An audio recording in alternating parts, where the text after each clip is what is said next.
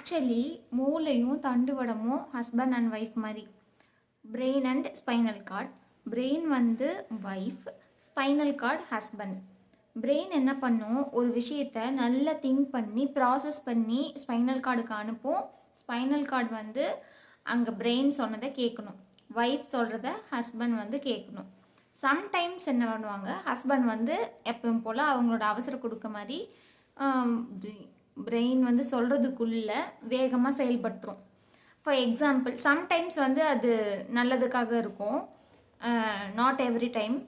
இப்போ வந்துட்டு for example, நம்ம சுடு தண்ணியில் வந்து கை வச்சிட்டோம் அப்படின்னா டக்குன்னு எடுக்கிறோம் இல்லையா, அதெல்லாம் வந்து ஸ்பைனல் கார்டோட இதுதான்.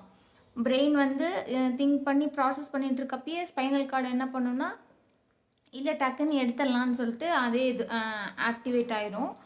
அதே மாதிரி இப்போ வந்துட்டு யாராச்சும் நம்ம காலில் வந்து டப்புன்னு அடிக்கிறாங்க அப்படின்னா டக்குன்னு நம்ம காலை இப்படி உதைக்கிறோம், அந்த மாதிரிலாம் பண்ணுறோம் இல்லையா, அதெல்லாம் வந்துட்டு ஸ்பைனல் கார்டோட இன்ஸ்ட்ரக்ஷன் தான்.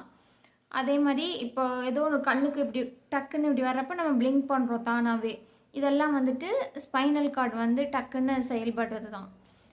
அந்த மாதிரி சம்டைம்ஸ் வந்து ஹஸ்பண்ட்ஸ் சொல்கிறதெல்லாம் கரெக்டாக தான் இருக்கும், நாட் எவ்ரி டைம்.